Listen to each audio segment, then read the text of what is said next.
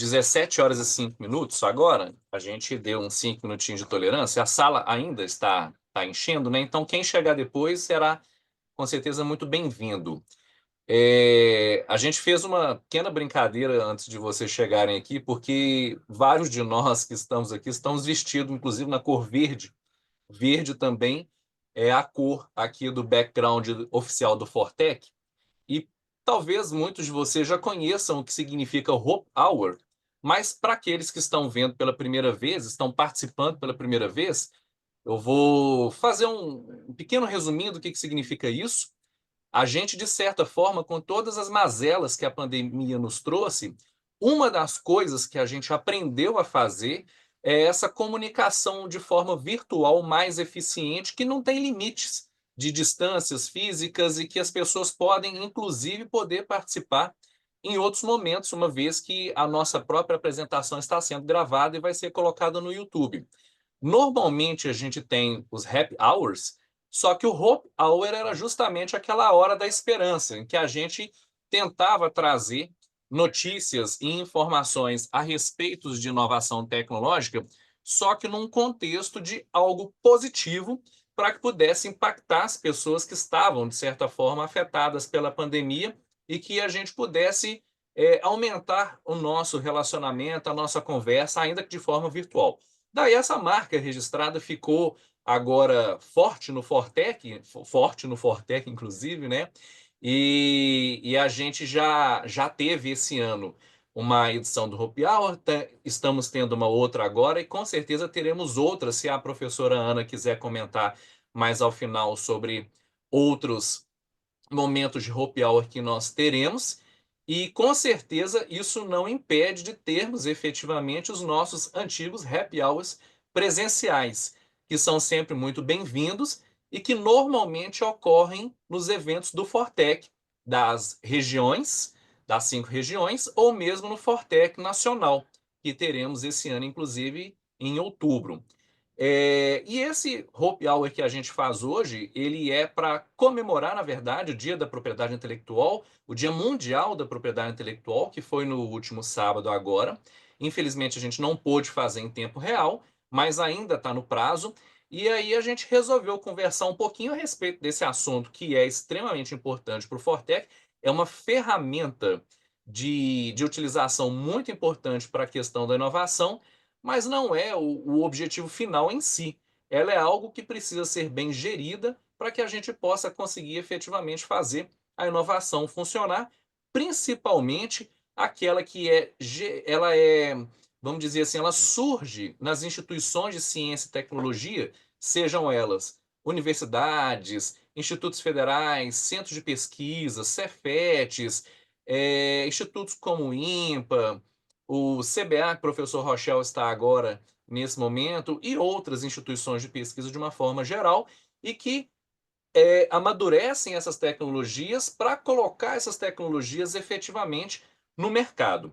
Daí então, hoje a gente vai ter uma conversa com dois colegas nossos que já são bem conhecidos aqui do Fortec, são sempre muito bem-vindos, que é o auditor da CGU Marcos Rezende, que é uma pessoa bastante especializada, que tem um conhecimento muito grande, que tem uma quantidade muito grande de dados também a respeito das nossas instituições, e ele veio falar um pouquinho a respeito daquilo que é a pesquisa que a CGU está fazendo, da pesquisa até que ele mesmo está desenvolvendo na sua pós-graduação, para poder tentar entender um pouquinho desses gargalos ou dessas dificuldades que nós temos para poder colocar efetivamente a inovação no mercado. É claro que a gente já faz muita coisa, as instituições já estão fazendo muita coisa, só que a gente ainda pode fazer muito mais. E o Marcos tem uma quantidade muito interessante de informações para nos ajudar a enxergar um pouco daquilo que a gente pode fazer melhor, ou talvez até aquilo que a gente não está fazendo da forma adequada. E logo após o Marcos, teremos a apresentação do professor Rochel Lago. O professor Rochel Lago, ele é da Universidade Federal de Minas Gerais, é químico, mas não é um químico tradicional, né, Rochel? Trabalha com um monte de outras coisas, dentre elas a parte de empreendedorismo tecnológico, que é extremamente importante para a inovação. E um dos trabalhos que o professor Rochel está desenvolvendo junto com a sua equipe já há um bom tempo, inclusive com outro nome que estaria com a gente hoje, que é a professora Ana, só que eles conversaram entre eles e viram que seria mais interessante que tivesse só uma pessoa discutindo o assunto, que é a questão de como amadurecer as tecnologias para que efetivamente elas possam se tornar atrativas. Porque com todo o ferramental legislativo e administrativo que a gente já tem, se as tecnologias não interessarem a ninguém, então certamente elas não vão virar nada e vão continuar na gaveta. Vão ser para sempre tecnologias que às vezes podem inspirar outros mercados em outros momentos, mas o normal é que ela vai ficar efetivamente guardada. Daí então o professor Rochel tem um projeto chamado Scaleb, que está desenvolvendo esse trabalho de forma muito efetiva. Eu não vou dar mais spoiler, porque isso aí é assunto para eles poderem discutir. Eu agradeço a presença dos nossos dois palestrantes. É, Já aviso, Marcos já está com a gente há mais tempo. Marcos foi em outros eventos presenciais. O Rochel ainda não foi.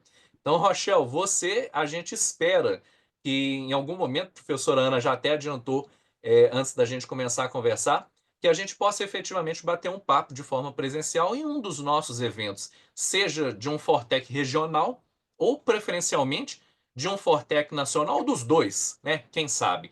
Então sejam muito bem-vindos, obrigado por terem aceitado o nosso convite. E agora eu vou passar a palavra para o primeiro apresentador, Marcos. Você tem, Marcos, vamos colocar assim mais ou menos uns 20 minutos, se você quiser até uns 30, mas eu acho que uns 20 seria mais adequado, porque se fosse assim, 20 você, 20 Rochelle, a gente ainda tem um tempinho para poder bater um papo aqui com toda a nossa sala, sem precisar estender demais. Então, muito obrigado, a palavra é sua agora, tá? Obrigado, Marcelo. Boa tarde a todos. Prazer revê-los. Para quem eu já conheço, para aqueles que não conheço, um prazer. É uma honra estar aqui conversando com vocês. Afinal de contas, a CGU é um pouco estranha no ninho, né, nessa história. Mas eu acho que a gente está entrando para o ninho, mas não para matar os filhotes, para cuidar dos filhotes. Que eu acho que essa é a boa notícia, né?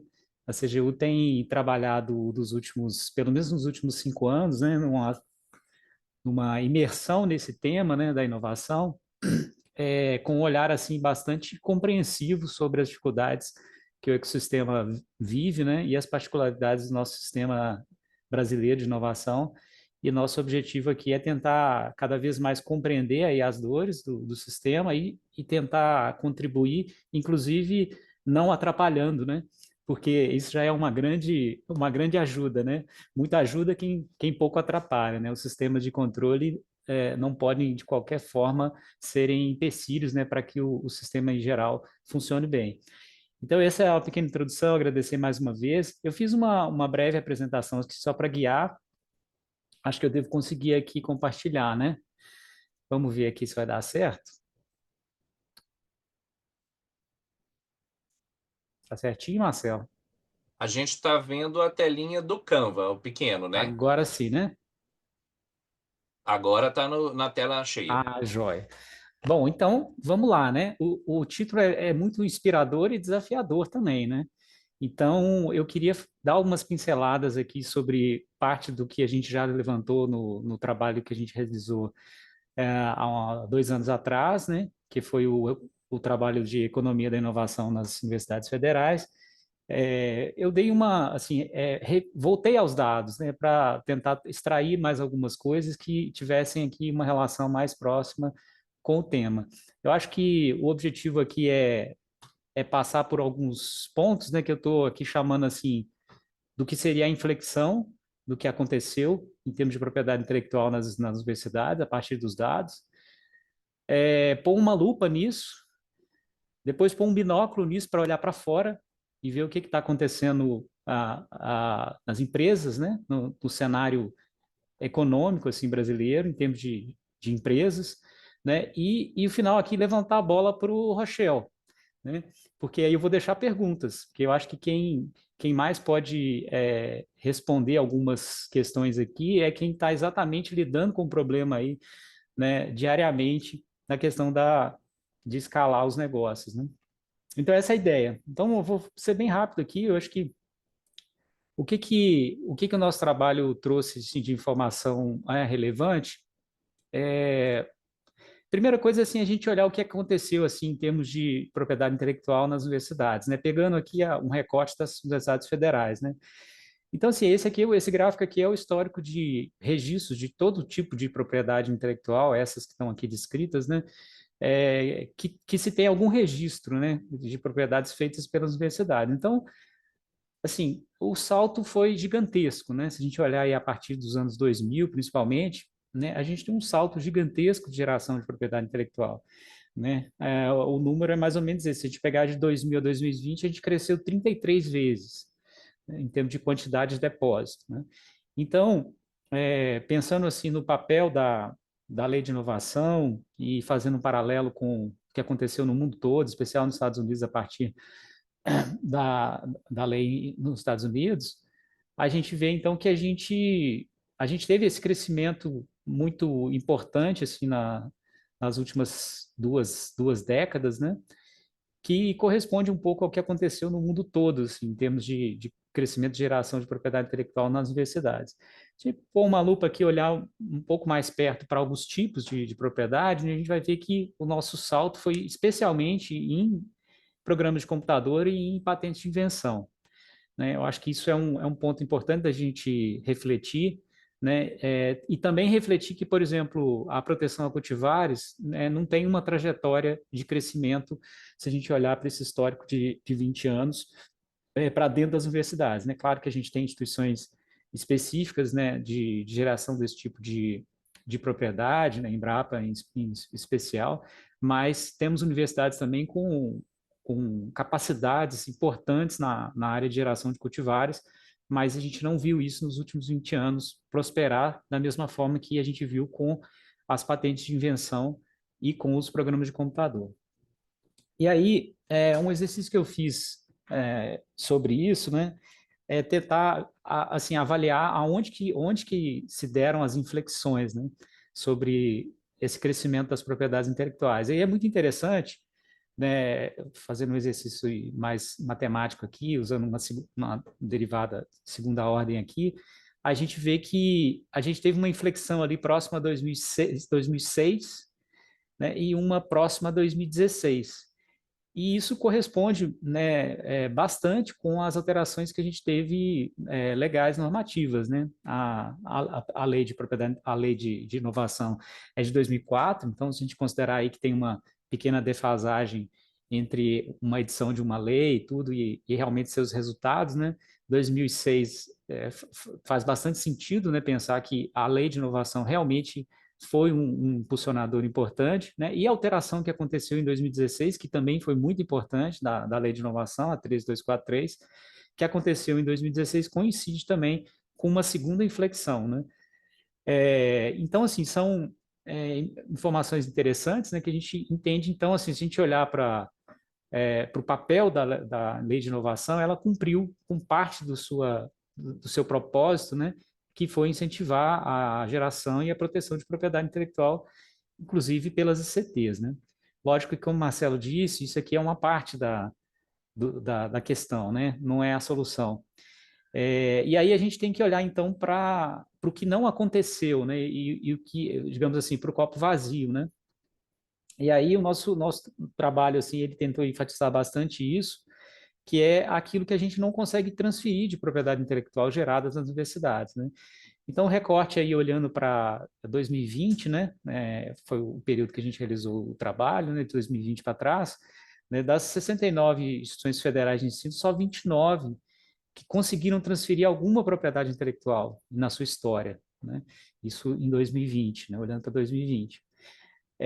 E a taxa média assim, de transferência de tecnologia, né, de propriedades intelectuais, pegando tudo que já foi produzido e todos os tipos de propriedade, né, todos aqueles tipos que eu mostrei, é de 3,49%, 3,5% de todas as propriedades intelectuais geradas foram transferidas, né, por cessão ou por licenciamento, né? Então, assim, é essa lupa que a gente coloca nos dados que mostram que a gente tem aí um imenso desafio que afinal é o objetivo da lei de inovação, pelo próprio nome, né? Não é uma lei de patentes, né? A nossa lei de patentes é lá de 96, né? Ou seja, não é uma lei de patentes, né? É uma lei de inovação. E inovação é, pelo menos, conseguir transferir a propriedade intelectual, né, para quem tem chance de produzir, né, um processo, um produto, um serviço, e aí sim ter difusão no mercado, ter difusão e gerar realmente inovação, né? E assim, se a gente olha também para a trajetória dessa taxa de transferência, ela também não é uma trajetória muito positiva, né? A gente traça três tipos de possibilidade de calcular essa taxa, isso não vem ao caso, né? A gente trata a propriedade sendo transferida numa janela de 2 anos, ou numa janela de 5 anos, ou de 10 anos, porque isso gera diferença, mas em qualquer metodologia que a gente olha, a gente vê que não tem um crescimento assim ainda visível das taxas de transferência, né? Acho que isso pode ser pensado ou explicado porque a gente tem instituições de maturidade ainda muito diferentes, né, de instituições federais, e muito provavelmente algumas delas ainda estão na fase de gerar muita propriedade intelectual, como foi para as mais maduras, né? Em algum momento, o FMG, o FRJ, o URGS, elas também tiveram esse momento de gerar muita propriedade como sendo aí quase que um objetivo, né? E só depois de um tempo é que a questão da transferência passou a ser realmente um gargalo, né? E, então, acho que isso é natural, mas é um olhar que a gente precisa ter importante sobre isso, né? Ou seja, o elo, né, entre a lei de inovação e a propriedade intelectual é a transferência, né? É a transferência da tecnologia e, mais ainda, a geração de negócios e a difusão da inovação no mercado, né? E aí tem algumas coisas que eu também queria colocar aqui para a gente refletir, discutir, algumas características dos nossos depósitos, né? Então, assim, se a gente olhar para todos os depósitos que a gente fez, né? Estou falando das instituições federais de ensino, as federais, universidades federais, né? Só 6% foram depositadas fora do país, né? 93% só aqui dentro do país. E aí eu fiz um exercício rápido, assim, de olhar no Lens, né, como que se comportam as universidades americanas, né? E aí o dado que eu cheguei, depois posso até olhar isso com mais calma, mas eu acho que tá correto, é que 70% dos depósitos das universidades americanas, elas são PCT. Então, é óbvio que, né, que sem comparar uma coisa com a outra, mas ao mesmo tempo comparando, né, a gente precisa estar atento a isso, né? A não proteção fora do país, ela tem consequências sobre o que a gente vai gerar de negócios, de produtos, né? De oportunidades, né? E esse problema vocês conhecem muito bem, né? A dificuldade de fazer a proteção fora do país. Não é porque a gente não quer fazer, né? Mas por falta de apoio, mas é um ponto que, em termos de política pública, seria muito importante de a gente avançar. E aí o que eu percebi também, né, é que se a gente olha a taxa de transferência, aquela taxa lá de 3,49, né, 3,49, aqui fazendo um recorte só para patente de invenção, aquela taxa era a taxa geral. Olhando só para a patente de invenção, né, a gente tem uma taxa de transferência das propriedades geradas pelas universidades que foram depositadas só nacionalmente de 1,59%, mais de 11,24% daquelas que foram depositadas fora, né, protegidas fora do Brasil. Ou seja, é quase 7 vezes mais, digamos assim, obviamente que essa palavra aqui com vários parênteses e aspas, né, 7 vezes mais chance, né, de transferir uma propriedade intelectual que foi depositada fora do país, né? Obviamente tem aí uma discussão, um viés aí dessas propriedades, certamente elas têm digamos, uma qualidade percebida, né, muito grande e tal, mas reforça essa necessidade de a gente olhar para esse aspecto da proteção fora do nosso âmbito nacional, né? E outro ponto também que eu até brinco aqui, né? Se a gente olhar para as patentes que a gente gerou nas universidades, elas foram geradas já com um cotitular, ou seja, em tese são propriedades que foram geradas já a partir de uma colaboração, né? E elas já nascem com um cotitular empresa, né? Isso corresponde a 20% de todo o universo, né? Então, assim, a gente pode brincar que a gente tem 80% de patentes solteiras, assim, né? São patentes que estão aí namorando alguma empresa, né? Afinal de contas, esse é o objetivo, né? Dela alcançar o setor comercial, né? O setor produtivo no sentido comercial, né? E aí, ainda pensando na lupa, né? Com essa brincadeira da lupa, se a gente olhar para as características da descrição, né, das patentes de invenção das universidades geradas nas universidades, a gente tem esse rol aqui, né, pegando aqui a top 2, 3, top 5, top 7, mais ou menos. Né? 38% das patentes que a gente gerou, patentes de invenção, era na área de necessidades humanas, 33% na área de química e metalurgia, 12% na área de física e assim vai. Né? Por que eu estou trazendo isso? Né? Esse olhar com lupa vai nos ajudar a fazer fazer, junto com essa informação, a informação sobre como está se desenvolvendo o mercado nacional nas diversas áreas, né, a gente vai entender se a produção a geração de patentes de invenção, ela caminha junto, atrás, de lado, à frente do que está acontecendo em termos de geração de negócios no Brasil, né, que é um dado que eu vou trazer depois, que é então o que eu estou chamando mais para frente assim do binóculo, né? E aí, assim, olhando um pouco mais aqui sobre os dados assim, que a gente tem, aqui a gente vai olhar, então, sobre essas propriedades intelectuais geradas nas universidades, na área de necessidades humanas, né? Qual que é o tamanho das empresas que receberam tecnologia via transferência de tecnologia, ou seja, pegando as patentes com transferência de tecnologia e avaliando qual que é o tamanho das empresas que receberam isso por área, né? Necessidades humanas e química e metalurgia. Então, acho que isso também é importante para a gente entender o outro lado, né? Então, quem são nossos clientes, né? Quem, afinal de contas, está demandando da universidade essas patentes, né?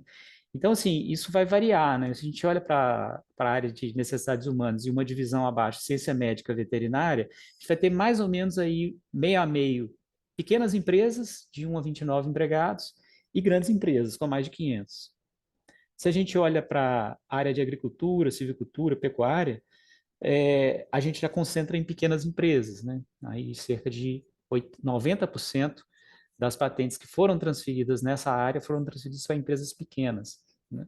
Se a gente olha para alimentos e produtos alimentícios, já a divisão fica mais de empresas de pequeno e um porte aí um pouco acima de pequeno, né? E assim a gente pode também olhar dados sobre a área de química e metalurgia, né? Quais as empresas que receberam, né, esse tipo de tecnologia das universidades, né? Então, se olha para a química orgânica, né? A gente tem aí também uma divisão muito clara entre grandes empresas e pequenas empresas, né? Mais ou menos meio a meio, empresas muito grandes e empresas bem pequenas, né? Que, digamos, demandaram patentes de universidades, né? Se a gente olha para bioquímica, cerveja, álcool, vinho, vinagre, né, já tem uma divisão maior entre empresas bem pequenas e depois, né, uma repartição entre empresas de diversos portes, né? E, por fim, compostos macromoleculares orgânicos, sua preparação e seu processo químico, já uma prevalência de empresas muito grandes e depois uma distribuição aqui por outros portes, né? Então, são características que acho que são importantes da gente conhecer esses dados, né, de forma que a gente entenda melhor os nossos clientes, né, os nossos usuários, né, em outras palavras. E aí, indo aqui um pouco para a questão do binóculo, né? Então, o que eu quero falar, chamar de binóculo, é a gente olhar, então, o que aconteceu nos últimos 20 anos, basicamente nos últimos 20 anos, da geração de negócios no Brasil, né? E aí eu fiz captei alguns dados aqui do Sebrae, do sistema de dados deles, data da MPE, e eu acho que é interessante para a gente fazer, então, uma certa paralelo, né, com o que a gente gerou de propriedade intelectual dentro das universidades, nas suas respectivas áreas, E o que, que aconteceu no mercado de forma geral em termos de crescimento, né, de fomento no mercado nacional. O olhar aqui vai ser mais para as empresas menores, né, das EPPs e para as MS, mas é mais ou menos isso que aconteceu, né? Se a gente olhar, os crescimentos aqui são muito, muito grandes, né, porque eles são de 23 anos de período e eles são por estabelecimentos. Então, isso contamina um pouco o resultado. Mas o que aconteceu foi isso, por exemplo, os 10 maiores crescimentos em termos de estabelecimento, né, em EPP, foram atividades de atenção à saúde humana, ou seja, exatamente aquilo que a gente viu lá, que a gente conseguiu gerar de propriedade e transferiu, né? Fabricação de bebidas, isso apareceu também lá, né? Atividades de serviços financeiros, eu fiquei pensando isso aqui, pensando muito na questão da geração de programas de computador, que acho que certamente é uma área que abasteceu muito, né, essa questão das fintechs, né? E aí a gente tem várias outras áreas aqui que a gente pode estudar melhor, né? E com isso compreender melhor o comportamento do mercado nesses últimos 20 anos e comparar com o que a gente produziu aqui internamente nas universidades. E também a gente pode olhar para aquilo que não cresceu, né? Como oportunidade, inclusive, né? Então, aquilo que não cresceu em termos de EPP, e que eu achei bem interessante, né, em termos de estabelecimentos, né? Atividades de apoio à extração de minerais, captação e tratamento, distribuição de água, descontaminação, gestão de resíduos, esgoto, extração de metais metálicos, né? Achei isso aqui muito interessante, porque é uma agenda extremamente importante, né? Uma agenda verde, extremamente importante e que certamente as universidades têm muito a contribuir, né? E essas áreas não estão crescendo no Brasil, né? Então é um pouco de pensar quase que num technology push aqui, né? Das universidades, né? Puxando um pouco isso, obviamente que sozinhas elas não puxam, né? Mas com certamente políticas de governo, né? O mesmo exercício a gente pode fazer para as microempresas, né? E aí tem umas curiosidades, né? Se a gente é microempresa, uma área que cresceu muito foi pesquisa e desenvolvimento científico. Eu fiquei, inclusive, muito curioso para entender isso aqui, mas precisava de ter tempo para fazer uma imersão nos dados aqui para compreender melhor esses crescimentos, né? Mas, assim, atividades veterinárias, mais uma vez, atividade de atenção à saúde, né? Produção florestal, agricultura, são áreas que cresceram muito, né, nos últimos 20 anos em termos de quantidade de estabelecimentos. E atividades que não cresceram, né? Mais uma vez aqui, extração de carvão mineral, atividade de apoio à extração mineral, né? Nesse porte, né? Fabricação de coque, derivados de petróleo.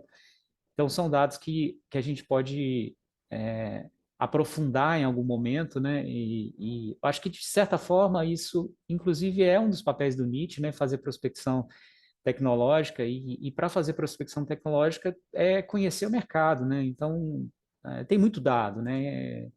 Apesar que a gente tem pouco tempo, né? E para conseguir se dedicar a tanto dado, né? Mas, assim, é mais ou menos isso. Aqui tem outros portos também, então a gente vê que empresas de outros portos, né? Pesca, agricultura, agricultura, aí já pega empresas, né, maiores, né, eletricidade de gás, transportes aéreos, são áreas que cresceram muito e que eu acho que a reflexão é pensar o que é possível de se qual que é a avaliação que a gente precisa fazer do ponto de vista assim do como a universidade, a geração de propriedade na universidade pode impactar setores ou aproveitar oportunidades de setores que estão em crescimento, né, em ampla expansão, né? Assim como áreas que não estão em expansão e que poderiam talvez serem aí alvo, né, da geração de propriedade no mercado. E aí são as perguntas, né, que eu queria deixar aqui para a gente discutir e tal, porque o objetivo meu aqui foi mesmo mergulhar em alguns dados para a gente poder discutir um pouco mais, né? A primeira questão, acho que essa que eu acho que é importante a gente discutir, né, é a questão da proteção da propriedade intelectual, majoritariamente em nível nacional, né? Então, assim, aonde que a gente vai chegar se a gente não protege isso no exterior, né? E quais oportunidades de negócio ou de geração de negócio a gente deixa de obter, né, quando a gente não faz isso, né? será que essas tecnologias não, algumas tecnologias não atrativas, né, se a gente pensar que 96% de tudo que a gente produziu de propriedade intelectual não foi transferida, de alguma forma ela não foi atrativa, né? Será que ela seria atrativa para outros mercados? Né? E se você não tem uma proteção fora, você não é visto, né? Praticamente isso. Se você não protege fora, você nem é visto, né? Como um gerador, um detentor de tecnologia. Eu fico pensando, Rochelle, assim, quase que não sei se é uma ilusão muito grande. Eu fico imaginando se a gente protege muito lá fora, né? Consegue uma estratégia muito forte de proteção lá fora, se algum dia vai ter aqui um coreano que vai bater na porta assim de um parque nosso aqui e vai falar assim, olha, eu quero desenvolver minha startup aqui, porque eu quero desenvolver um negócio aqui no Brasil e fora do Brasil, mas ela está protegida, né? Então, assim, pensar assim, quem que a gente está atraindo, né, para geração de negócios se a gente protege só aqui, né? É uma pergunta mesmo. E, assim, um pouco também de pensar assim, né, dado que a gente tem aí 80% das propriedades intelectuais que eu brinquei, né, solteiras, né, aí esperando para namorar, né, querendo namorar, assim, alguém para gerar um produto, um processo, um serviço, né? Será que essas propriedades estão sendo geradas, elas estão à frente, elas estão atrás, elas estão na mesma direção, estão numa direção contrária, algumas delas, na expectativa de mercado, né? É óbvio que a gente não espera que tudo que a gente produz e protege vai ser atrativo, isso tem N causas, né? Mas eu acho que a nossa taxa é uma taxa que a gente precisa refletir, né? Então, assim, o que fazer para em cada um desses cenários, né, quando a gente está muito à frente, né, do que talvez o mercado nacional está exigindo, ou então quando a gente está um pouco atrás, ou, né, o que a gente faz para a gente aumentar esse match aí, né? Eu acho que é isso que eu queria trazer, assim, são reflexões singelas sobre o tema. Eu acho que o que a gente vai ter mesmo aqui de grande contribuição é certamente o Rochelle, com toda a sua experiência aí no Scalab. E era isso, eu agradeço a oportunidade de falar um pouco com vocês e vamos seguir aqui no debate, que é a parte mais legal, mais importante. Obrigado.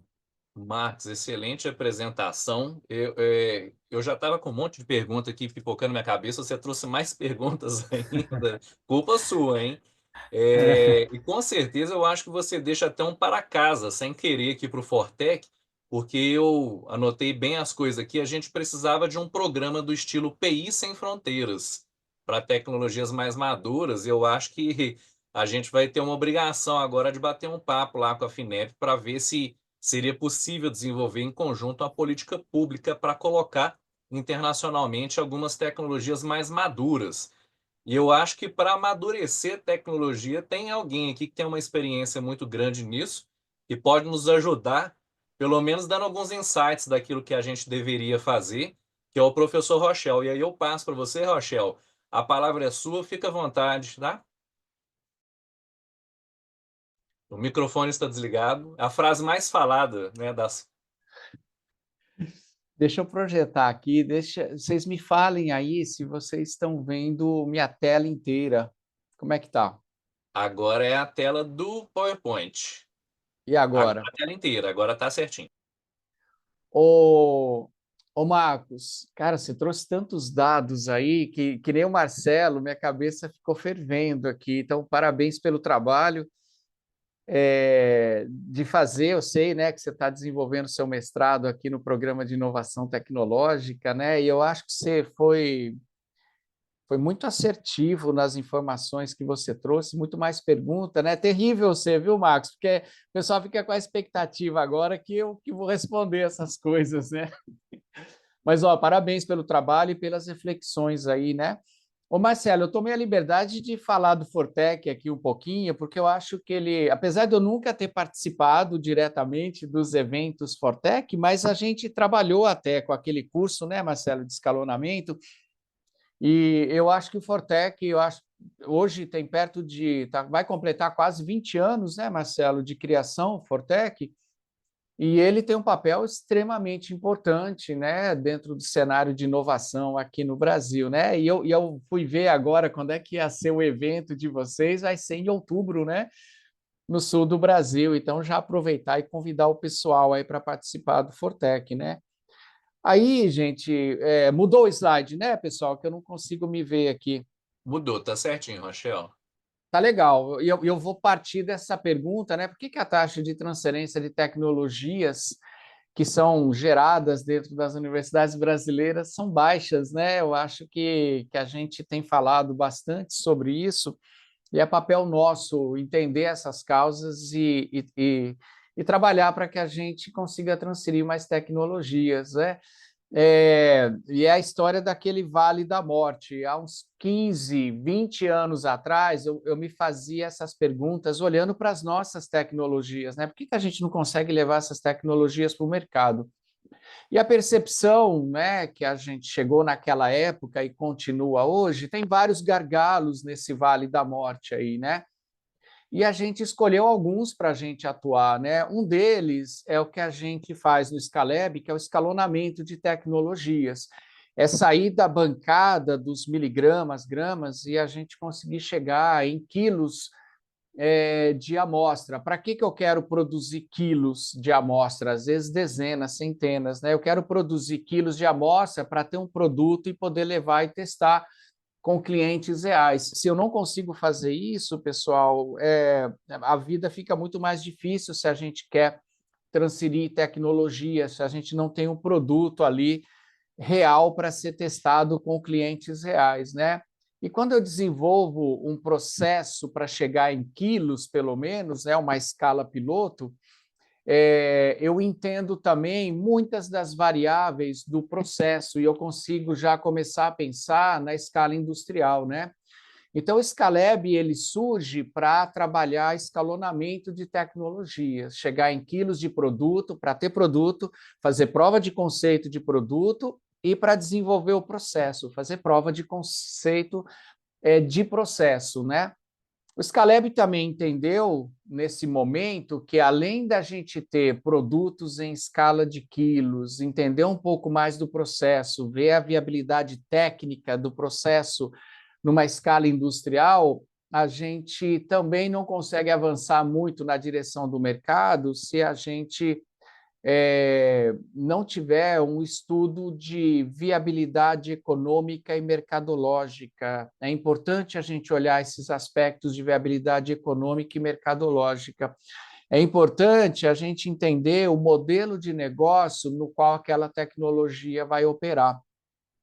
Então, a gente focou muito nisso e, logicamente, daí surgiu a história das startups, né, pessoal? Então, o Scalab ele entendeu esse percurso difícil, longo, para sair da tecnologia da universidade e chegar até o mercado, e ele tentou estruturar alguma coisa que pudesse ajudar, né, nessas armadilhas aí desse percurso, tá? O Scalab, ele tem hoje perto de 5 anos, tá, pessoal? Ele surge de um projeto... Ô, Marcelo, eu fiquei de ligar aqui um cronômetro.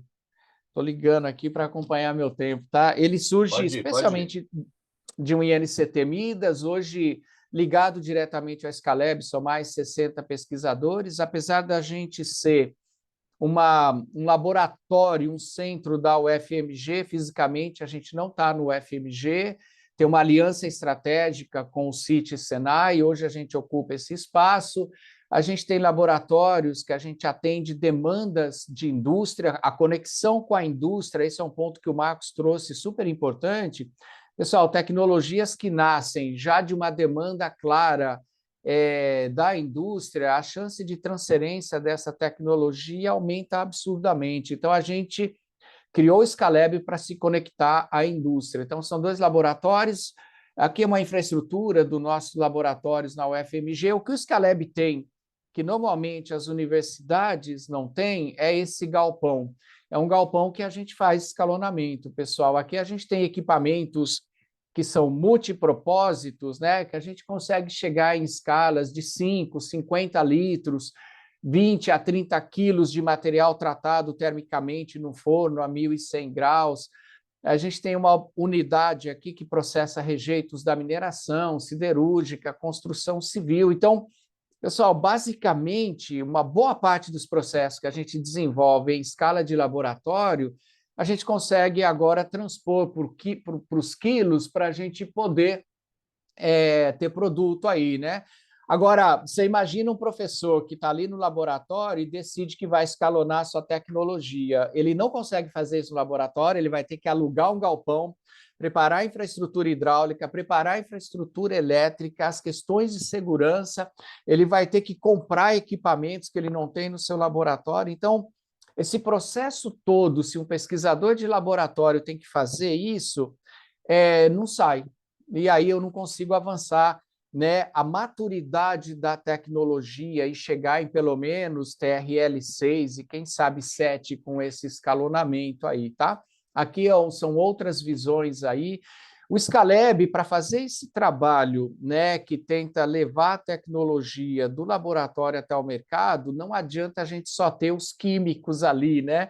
Então, ciência e tecnologia na área de química é a nossa essência, mas a gente entendeu que tinha que ter um time multidisciplinar.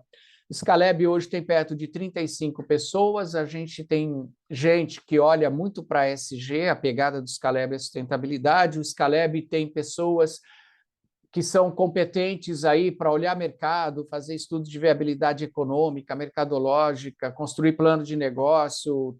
Hoje a gente tem pessoas que já tiveram boas experiências para fazer um plano de negócio para apresentar para investidor. O Scaleb tem também um pessoal da engenharia, porque no final do dia a gente quer um processo que seja escalonável para a indústria, tá?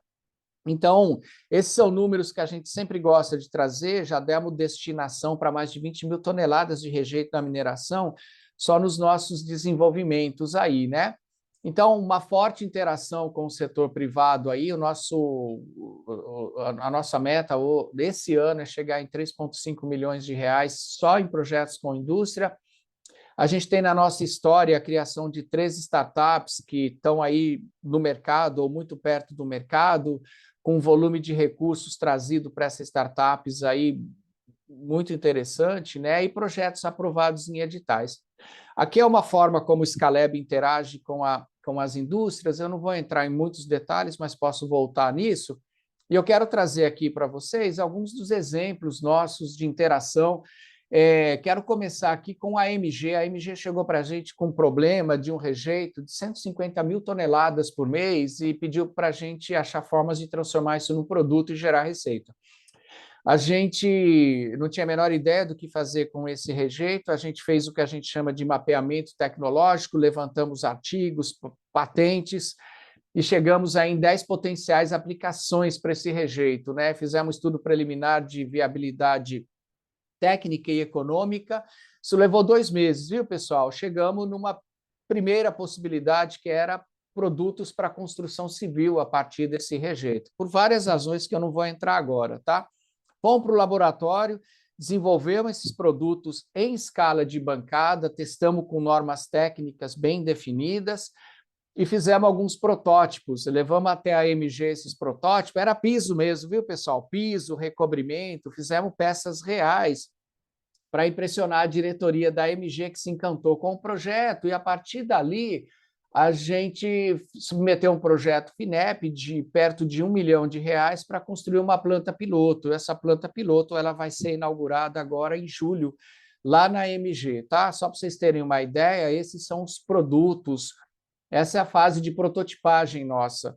Agora a gente está produzindo, né? Hoje a gente está com uma planta em início de operação que vai chegar a 1 tonelada de produto por batelada, lá no sul de Minas, em Nazareno, tá? Aqui está a produção nossa, nós vamos pavimentar uma área dentro da empresa e já estamos pensando em pavimentar algumas comunidades ao lado da empresa, na forma de projetos de impacto social ali, tá? A gente fez um projeto através da FAPEMIG, né, chamado Rede Candonga. Quando a barreira da Samarco rompeu, parte da lama, uma boa parte da lama ficou retida nessa usina hidrelétrica chamada Candonga. Agora eles estão dragando e colocando esses sedimentos numa fazenda ao lado. E a gente montou uma rede de pesquisa com 4 tecnologias aí para a gente poder transformar esse rejeito em desenvolvimento local, econômico, social, né? Esse é um projeto super bonito, né? Financiado pela FAPEMIG aí. Aqui estão alguns dos produtos que a gente gerou já numa escala maior e implementamos, né? A gente trabalhou com a produção de pisos, transferimos essa tecnologia para 2 pequenas empresas da cidade de Rio Doce e que vão fazer os pisos para a reforma da praça central da cidade, todos os produtos aqui feitos a partir do rejeito. Aqui a gente tem uma produção já em pequena escala, semi-industrial, de pisos drenantes a partir do rejeito. Fizemos um projeto com a prefeitura também para um caminho turístico lá da região, o Caminho de São José. Fizemos o projeto desses pisos personalizados para a prefeitura. E a gente tem um braço no Scaleb que é de projetos de impacto social. Esse aqui é um dos projetos nossos, que foi com 22 artesãos da região de Rio Doce, usando o rejeito de lá e a tecnologia de geopolímeros aí, tá? Esse é um projeto com a Petrobras, dentro da UFMG, né? A Petrobras e a Carrum, que são adesivos anticorrosivos feitos a partir de resíduos de PET pós-consumo aí, tá, pessoal? Só para vocês terem uma ideia. A outra coisa que a gente faz, que tem tido um impacto muito interessante, são programas de inovação aberta de indústrias com universidades, né? O Scaleb, ele se posiciona ali como um elo entre a indústria e as universidades. A gente entende a demanda tecnológica que a indústria tem, a gente traduz isso para uma linguagem que pesquisadores conseguem entender, a gente leva isso para as universidades brasileiras e ajuda em todo o processo, na seleção, na melhora dos planos, nas questões de tramitação burocrática, legais, questões de IPI, inclusive, né? Trabalhamos na gestão e fazemos um programa de pré-aceleração normalmente que vai trazer as variáveis de viabilidade econômica e mercadológica aí, né? E a gente tem tido aí algum sucesso na transferência de tecnologia, na criação de startup e, às vezes, no início de um novo projeto de pesquisa, né? Então, o trabalho todo aqui é promover a interface entre a indústria e a universidade e ajudar nesse processo de transferência de tecnologia. A gente já teve aí perto de 15 casos, né, de programas de inovação aberta e de aceleração de tecnologias, e nos últimos números nossos aí, cada bolinha dessa, e o tamanho da bolinha, mostra o número de participantes, né? Vocês vão ver que a gente tem aí programas que pegam países da América do Sul aí, mas a gente já avaliou aí mais de 500 tecnologias nos número mais atual, né? Perto de 90 instituições, nas startups que a gente ajudou a criar, e foram mais de 12 milhões, é um pouco maior esse número agora, já aceleramos aí mais de 120 tecnologias, impactamos mais de 500 empreendedores aí. Esse é um programa que a gente fez com a Samarco, né? Que era transformar o rejeito em produtos, rejeito da mineração de ferro. Trabalhamos com 17 tecnologias da Samarco, trouxemos os empreendedores, tem várias questões de IPI dentro desses programas, pessoal, que a gente depois pode entrar nos detalhes aí, tá? Mas com 17 equipes e tecnologias, a gente chegou à criação de 4 startups. 2 estão no mercado, a Ecoman e a Gui, com as outras 2, apesar da viabilidade econômica ter sido interessante, elas não avançaram por conta de equipe, especialmente, né? Nex é um grande parceiro nosso. A gente tem um programa chamado Mining Lab Beginnings, que busca ideia. Essa edição do Jarosita, ela foi um caso muito especial, né? Em mais ou menos 12 meses, a gente saiu de ideias e a gente chegou à criação de uma pequena unidade industrial, onde a Nexa investiu 4 milhões de reais aí, que vão colocar no mercado produtos de 2 tecnologias, né?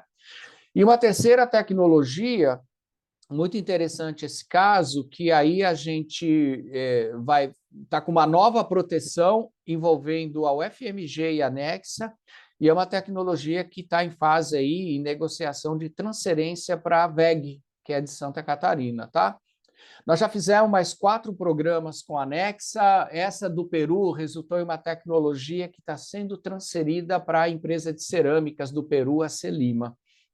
Fizemos um programa com a FAPEMIG e a participação da RHI Magnesita, e trabalhamos ali com 14 tecnologias. A gente, no final, tinha ali 4 startups muito interessantes, né? de 4 universidades diferentes aqui de Minas Gerais. A Nanofood e a N-Clean são startups que a gente trouxe para dentro de uma iniciativa que eu vou comentar com vocês agora, de um Venture Builder. Fizemos com o MCTI um projeto grande chamado Granioter, fizemos um Midas sul-americano, e mais recentemente a gente trabalhou num programa da ANP, que tiveram 340 startups inscritas, né, para tentar solucionar desafios colocados pelas 8 petrolíferas mais importantes aqui do Brasil. Tá? A iniciativa mais recente do Scaleb, pessoal, foi criar um Venture Builder. A gente percebeu que essas tecnologias passam por programas de pré-aceleração e aceleração e chegam numa maturidade muito interessante, né?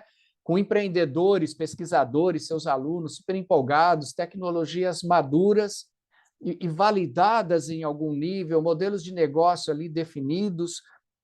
Mas, no entanto, o pesquisador não sabe dar o próximo passo ou os próximos passos para criar atração e convencer o investidor a entrar no negócio, né? Isso implica em montar uma operação mínima industrial para você ter produto para vender, e aí quase todas morrem, quase sem exceção, essas candidatas potenciais à startup, elas morrem. A gente criou um Venture Builder, e a gente está fazendo um trabalho agora para trazer o FMG como sócia no modelo de usufruto de ações. Também posso contar para vocês depois como é que a gente está trabalhando isso, com a ajuda do nosso MIT, a CTIT, né? Especialmente da Juliana Crepaldi e o time dela aí. Hoje a gente tem algumas startups dentro do nosso Venture Builder, né? Vou contar algumas para vocês. A Nanofood, que é do professor Igo, da Federal de São João del Rei. Nanotecnologia para proteção pós-colheita.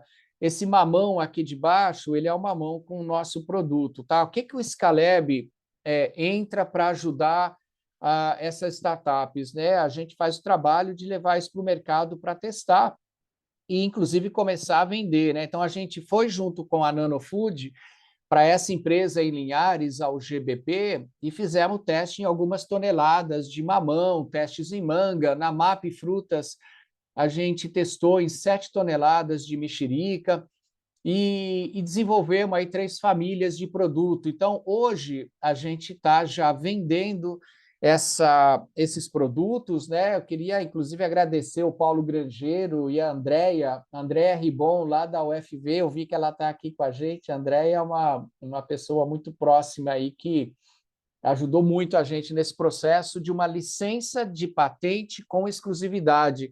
Nós passamos por esse processo de licenciar a patente com exclusividade para a Nanofood, né? Está aqui o time, o pesquisador Igo e o Davidson, que originalmente era do Scaleb e hoje se tornou o CEO da Nanofood por uma exigência do Fundepar, né, que aportou 2 milhões para a gente começar a produção e venda, né, dos protetores aí. Hoje a gente está lá em Ouro Branco, né, no Ouro Hub. Essa é uma unidade que a gente tirou todas as licenças, inclusive da Anvisa. A gente vai nas feiras. Esse aqui é uma startup, a Andréia conhece, né? A N-Clean, do professor Cantarucci, da professora Deusa, lá de Viçosa, recuperação de amônia a partir de resíduos agroindustriais. A gente foi com o pessoal para as granjas testar a tecnologia, validar a tecnologia. Isso aqui é o time da UFV com o pessoal do Scaleb também. Esse é o primeiro protótipo nosso implementado, que está passando ainda por modificações, e a ideia nossa é ter o primeiro lote de fertilizantes ainda esse ano e já fazer testes em campo e talvez as primeiras vendas aí, né?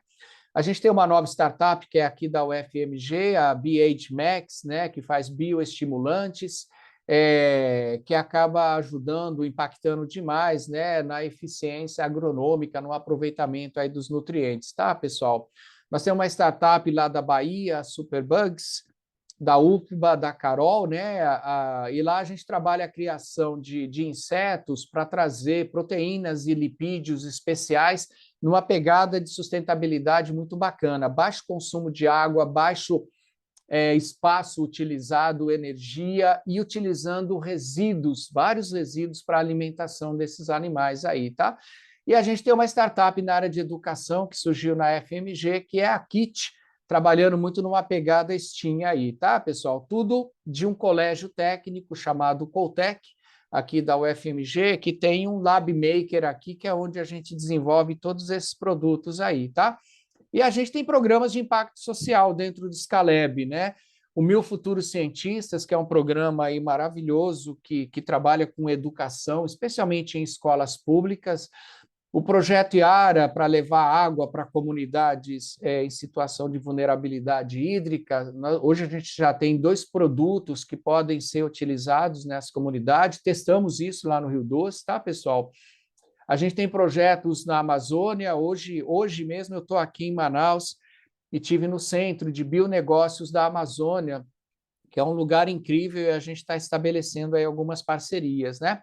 A gente tem um projeto de colaboração com Lábrea, no sul do Amazonas, com uma reserva extrativista do Purus, e essa associação chamada as PACs, ela passa recolhendo dos ribeirinhos, né, os frutos, folhas, raízes colhidas, e ela tira produtos, né? E aqui estão algumas fotos das PACs de Lábrea e as coisas incríveis que eles fazem lá, né? E a gente, sabendo um pouco mais de química, a gente consegue ajudar, né, nos processos de extração, purificação de Tucumã, Murumuru, Copaíba, Andiroba. Olha que coisa incrível aqui que eles fazem. E valor agregado altíssimo, viu, pessoal, desses insumos aqui. 1 litro de Copaíba custa R$ 40 aí. Se a gente consegue purificar essa Copaíba, ela pode chegar a 400, tá? Só para vocês terem uma ideia. Pessoal, meu tempo está se esgotando. Está aqui a diretoria do Scalab, né? Maria, Breno, Ana Paula é professora também aqui da Química, Fabiano, Davidson e eu aí. Esse é o núcleo duro, mas hoje nós somos quase 40 pessoas aí, e num time super bem estruturado, né? A gente hoje trabalha basicamente como uma empresa, embora a gente não seja, né? Nós somos um centro de tecnologia da UFMG. Queria agradecer e trazer agora nas perguntas as questões de patente, tá, Marcelo? Marcelo, eu vi aqui que deu meu tempo, hein? Ok, Rochelle, muito obrigado pela apresentação, excelente. Eu acho que uma coisa diferenciada que vocês fazem é porque a patente ela é um ativo intangível, mas ela é um papel. E muitas das pessoas, às vezes, elas não se interessam por uma coisa que está num papel.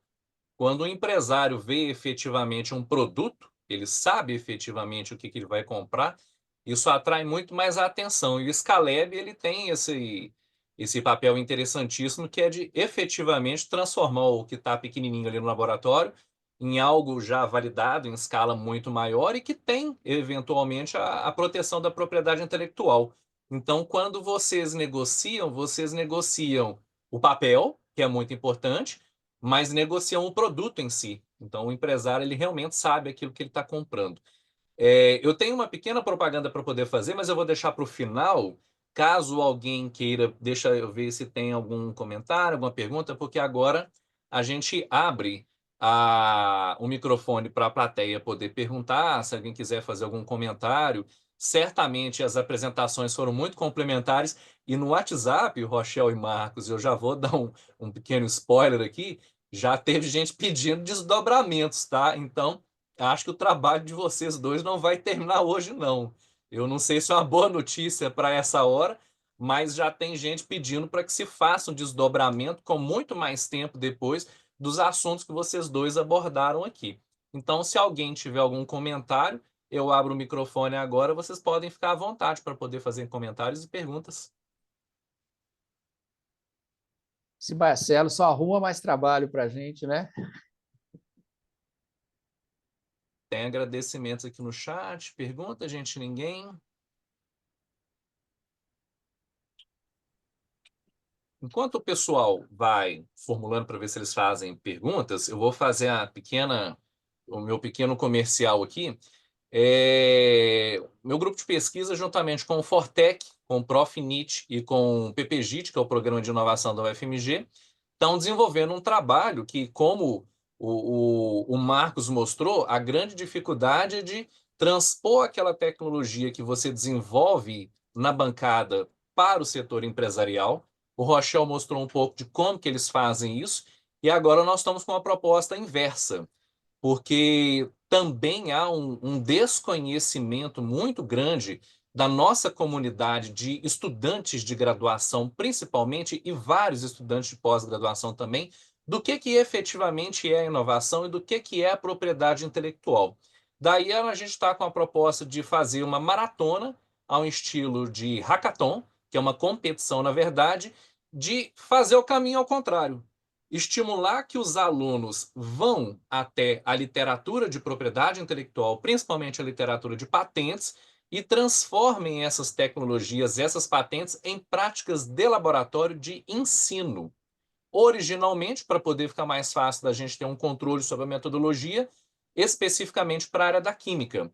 Então, os estudantes de graduação e pós-graduação da química vão ter que ir até a literatura, buscar as patentes, transformar aquilo que está descrito ali em práticas que são utilizadas em química geral, orgânica, inorgânica, físico-química e analítica, que são as áreas normais de trabalho que a gente faz na graduação. E também práticas de laboratório para o ensino médio, o ensino médio normal e o ensino técnico. Daí, então, a gente consegue colocar um pouco mais da cultura da propriedade intelectual já no início da cadeia, com os estudantes que estão começando ali a sua graduação. Para poder fazer isso, a gente conta, então, com gente para nos auxiliar, que é a primeira fase dessa maratona, e esse auxílio é feito por tutores que são originalmente estudantes de pós-graduação dos cursos de inovação tecnológica, por exemplo, do Profinit, do PPGIT e de outros cursos que tiver disponibilidade no Brasil. Então, nós temos os tutores que vão ajudar os maratonistas a transformar essas tecnologias em práticas. E o que a gente está tentando fazer agora é conseguir recurso financeiro para que os primeiros lugares dessa maratona possam efetivamente serem premiados. E que, além de tudo, essa iniciativa também é uma iniciativa de extensão, e isso vai contar para o currículo de formação tanto dos estudantes de pós-graduação de inovação, quanto para os estudantes da área da química também, que vão trabalhar efetivamente na maratona. Quem quiser resolver tirar alguma dúvida, pode consultar no site, eu vou escrever aqui no chat, mas eu coloco nos grupos do Fortec, e aí quem tiver curiosidade é só olhar no professor-marcelo.com. Tem outras informações lá, né?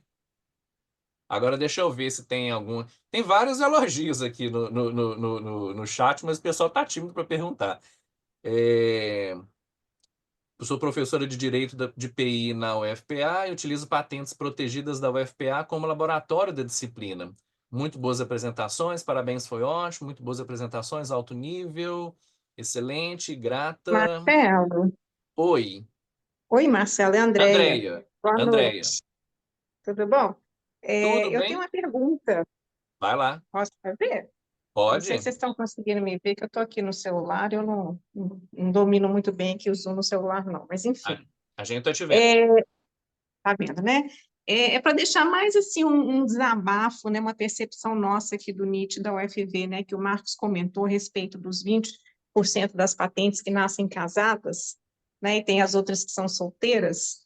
Nós aqui na UFV, nós temos muitas patentes em cotitularidade com empresas, muitas vezes empresas grandes, e essas empresas usam internamente a patente dentro, né, para melhoria de processos, alguma coisa, então não para explorar economicamente para um terceiro, e a gente tem muita dificuldade, porque assim, elas entendem que se elas já pagaram pelo desenvolvimento da tecnologia, elas não precisam mais pagar, elas não devem mais nada à universidade, né? Então, elas podem usar internamente, sem problema nenhum, sem nenhum prêmio, sem nada para a universidade. Então, assim, é só mais um desabafo que a gente está tentando aqui na universidade achar uma forma até mesmo de convencer nossos professores, ou convencer as empresas, né, que quando elas investem na pesquisa, elas estão investindo na pesquisa para fazer a tecnologia.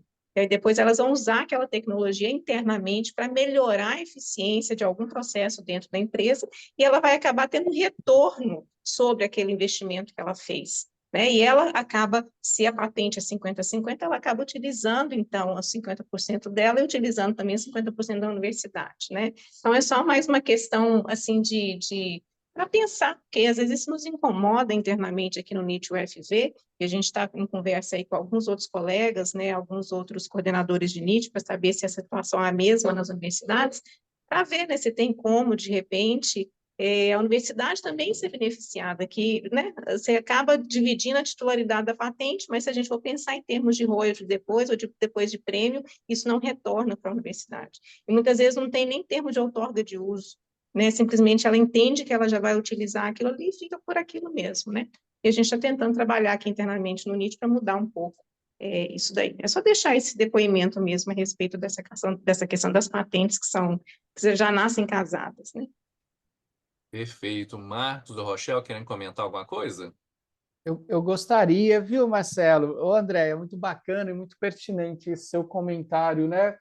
Eu acho que para evitar essa percepção distorcida que vem da indústria, na hora de fazer o acordo de parceria, onde todas essas questões têm que estar explícitas ali, tem que deixar tudo muito claro, né? De que o desenvolvimento é uma fase e depois o uso da tecnologia tem que passar por um processo de licenciamento, de valoração, definição de royalties, essas coisas, né? Eu acho que cabe a gente melhorar esse processo, né, de negociação desde o momento inicial do acordo de parceria e deixar essas coisas claras. Mas isso acontece com alguma frequência mesmo, né, Andréa? A gente tem tentado realmente colocar isso desde o momento da negociação, mas às vezes é difícil, é uma mudança de mentalidade até, né? Porque assim, até os próprios pesquisadores entendem, gente, mas isso é lógico, né? Se ela está pagando pela pesquisa, depois ela tem direito a usar, por que vocês estão querendo? Desculpa. Porque está querendo depois algum prêmio, alguma coisa assim, mas a gente está tentando realmente avançar um pouquinho nessa questão da negociação, né? Só um depoimento nosso aqui. Boa noite. Desculpa. O Marcos quer comentar também alguma coisa? O Rochelle quer responder?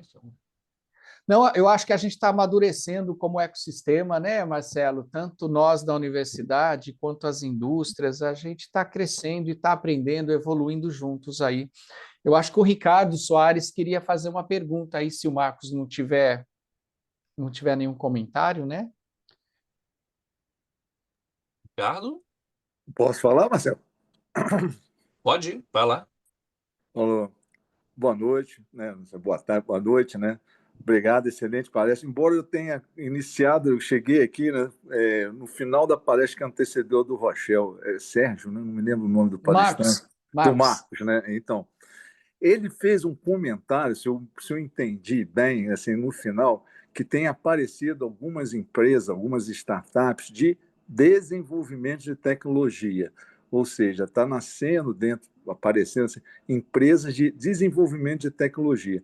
Aí eu queria ver um comentário do Marcos, até de você, Rochelle, desse movimento. Há espaço para startups de empresas de desenvolvimento de tecnologia? É como na universidade, como você não tem muito a figura de pesquisador, você é só professor, o professor passa a ser um pesquisador e passa a formar uma empresa de desenvolvimento de tecnologia. Ou seja, alguém vai lá, procura essa empresa, eu quero escalonar essa tecnologia, e a partir daí, no momento de escalonar, você até consegue inovar um pouco mais.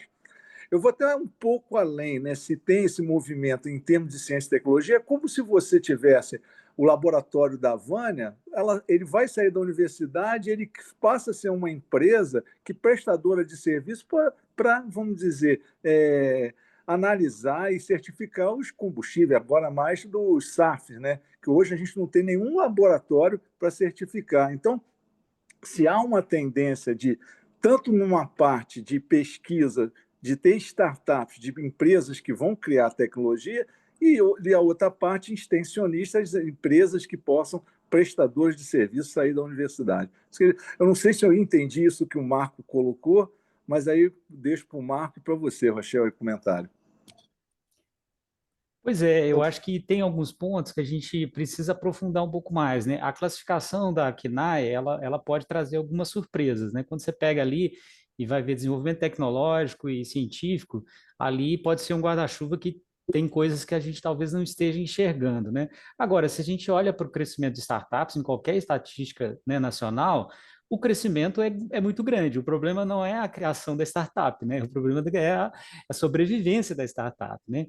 Então, eu acho que a gente precisa aprofundar um pouco mais nesses dados, sabe? Para a gente entender, Ricardo, um pouco melhor, afinal de contas, do que se trata, né? Eu vou colocar uma hipótese aqui, né? Se a gente tiver dentro daquele grupo ali, se a gente tiver, por exemplo, startups de desenvolvimento de software, provavelmente isso explicaria grande parte desse crescimento, né? Porque realmente é uma área que certamente a gente vai validar em outros dados que a gente teve um crescimento muito grande nessa tipologia. Em outras palavras, assim, o Rochelle deve ter mais coisas para acrescentar, mas ao fim e ao cabo, a gente precisa de aprofundar um pouco mais ali na classificação para entender o que está embaixo daquele guarda-chuva, sabe? Eu acho que é bem por aí mesmo, viu, ô Marcos? Eu fico com a impressão, precisa olhar com um pouquinho mais de cuidado esses dados, né? Mas quando a gente vai criar uma startup, e hoje existe o Inova Simples, né? Você cria uma startup ali em 15 minutos, né? Em regimes muito interessantes, né? O pesquisador tem que fazer a escolha de um KNAI. Eu acho que é bem por aí mesmo, viu, Marcos? E como eu sou pesquisador, eu tenho o sentimento de que a minha empresa é uma empresa que faz pesquisa, que vai continuar fazendo e desenvolvendo pesquisa, né? Então, quem vai abrir empresa tem que escolher KNAI, e nem sempre essa escolha é óbvia, viu, pessoal? Então, pode ser que aquela escolha de pesquisa e desenvolvimento é uma escolha confortável ali naquele momento, né? Mas eu concordo com o Marcos que tem que olhar direitinho.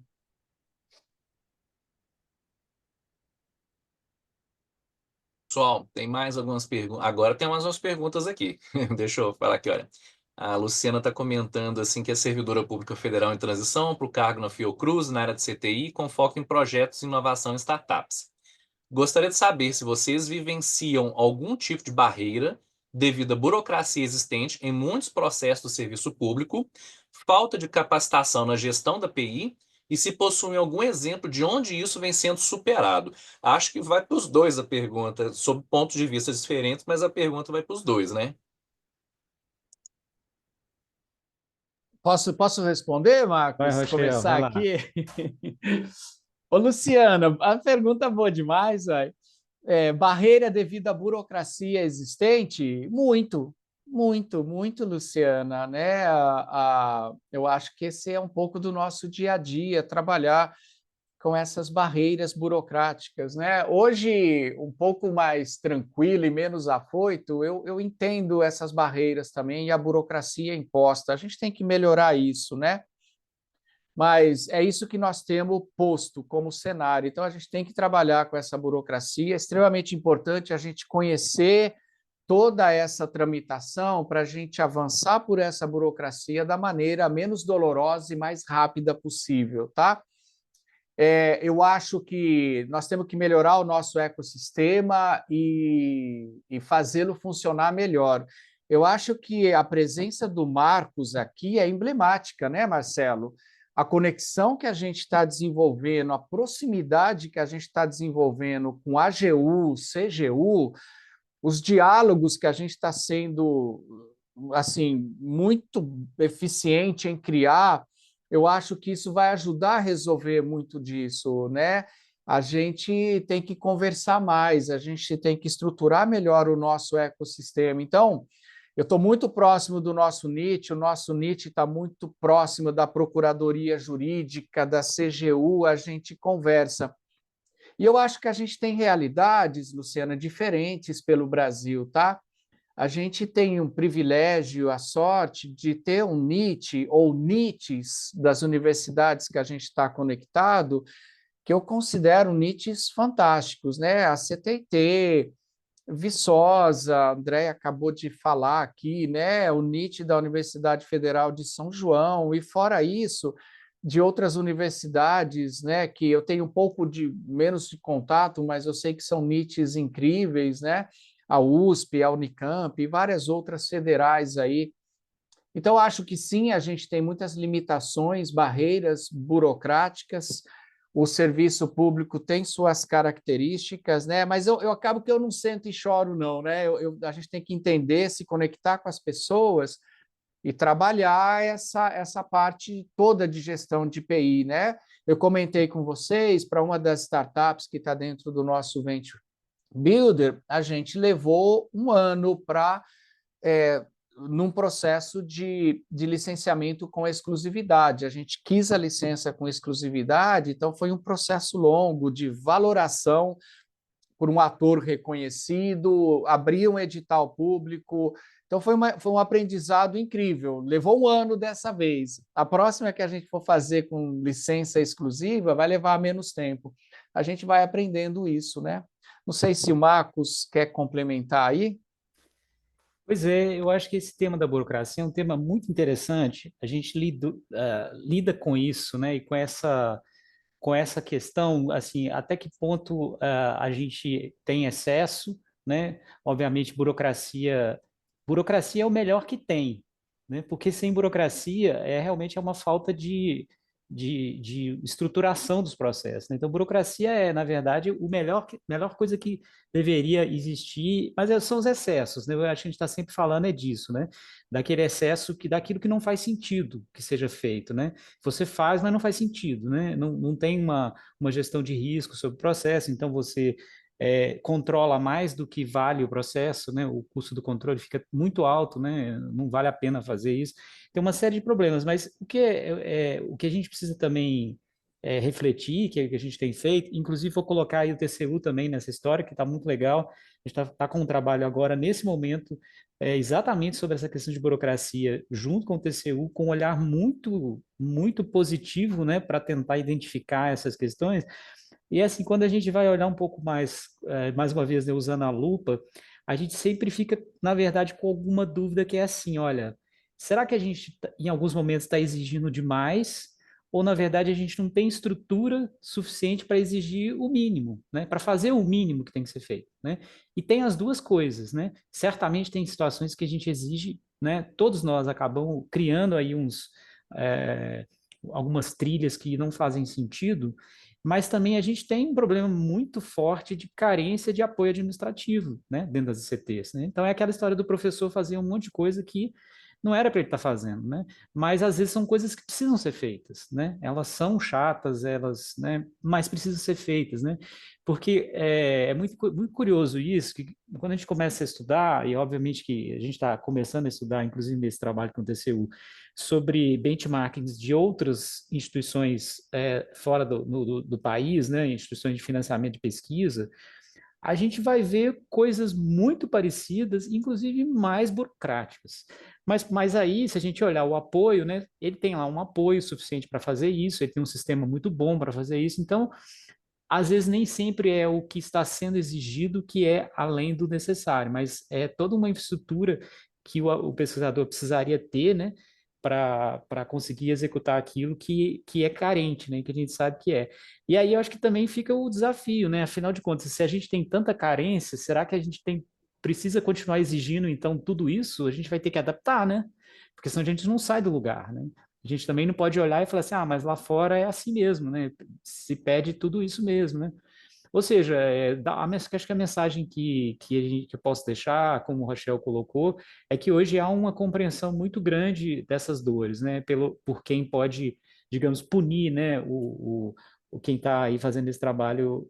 E eu acho que esse é o caminho, né? Para a gente avançar nessas várias vertentes aí que precisam ser atacadas, né? Pessoal, Luciana, não desanima. Pelo amor de Deus, não desanime. As startups da Fiocruz precisam de você. E você e outro grupo de pessoas, especialmente no Fortec, eu falei isso para a André, eu acho que quem está no NIT é de uma generosidade, porque vive resolvendo problema nosso, né? E tem esse papel fundamental de conectar, né, Marcos, com TCU, CGU, enfim, todas as controladorias aí. Então, Luciana, vocês são muito importantes, não desanimem. Eu sou muito otimista, a gente está melhorando em todos os aspectos. Nós estamos melhorando e a gente tem que evoluir junto aí, tá? A Fiocruz é importante falar, ela tem um legado importantíssimo que a Deolinda deixou, que é uma das grandes incentivadoras dessa questão da inovação, uma das grandes responsáveis pela questão da encomenda tecnológica, e hoje é um membro importante também ali daquele grupo da AGU que justamente estuda e trabalha em cima das questões da inovação. Então é só se acertar um pouquinho ali, Luciana, que uma hora dá certo, né? Pessoal, a gente infelizmente está chegando no final do nosso evento. Tem um monte de comentários, na verdade, e um monte de elogios aqui no chat. Eu tive que virar para o lado várias vezes, porque o meu WhatsApp também estava pipocando aqui, o pessoal estava escrevendo fora para mim. Aí, como eu disse, Marcos e Rochelle, certamente vocês depois serão convidados para outros momentos de bate-papo, porque justamente são tópicos. A gente está celebrando o Dia Internacional da Propriedade Intelectual e muitas das vezes as pessoas tomam a propriedade intelectual como um fim por ela mesma, e ela não é, ela é um instrumento. E é um instrumento que, se mal gerido, não leva a lugar nenhum. E aí ela tem que ter uma boa gestão e a matéria-prima também tem que ter de qualidade, senão a gente não consegue fazer muito milagre para transformar carvão em diamante, simplesmente porque a gente faz uma propaganda boa e consegue vender da forma adequada aquilo. E aí o papel do Marcos, muito importante, é realmente o Fortec, ao longo dos anos, tem trabalhado muito isso e a gente está cada vez mais próximo dos órgãos de controle para que a gente possa efetivamente trabalhar bem aquilo que é necessário e sem sobrecarregar ninguém, sem desviar a função para ninguém, para que a gente possa efetivamente fazer funcionar. E algumas reclamações aqui no chat é de que muitos professores sequer se preocupam em fazer a proteção, que é outra coisa que a gente precisa, trabalho de formiguinha, continuar trabalhando, né, para que efetivamente essa cultura ela possa se enraizar é, desde da base. Como eu disse, a maratona é para poder treinar o estudante desde o início ali da graduação dele, para que quando ele chegar na pós-graduação, ou quando ele virar professor, ou quando ele virar empresário, que ele já possa ter a ciência de todo esse conhecimento e esse diálogo possa ser muito mais facilitado. Então eu peço desculpa a todos, porque agora a gente já chega ao nosso final. Infelizmente está muito bom o bate-papo, mas a gente precisa ir. Agradeço mais uma vez aos palestrantes Marcos Rezende, professor Rochelle Lago, a equipe do Fortec, que nos ajuda sempre. E como o Rochelle abriu a apresentação dele, o Débora, você quer fazer uma propagandinha aí do Fortec Nacional? Lígia, alguém quer reforçar o convite que o Rochelle abriu a palestra dele fazendo?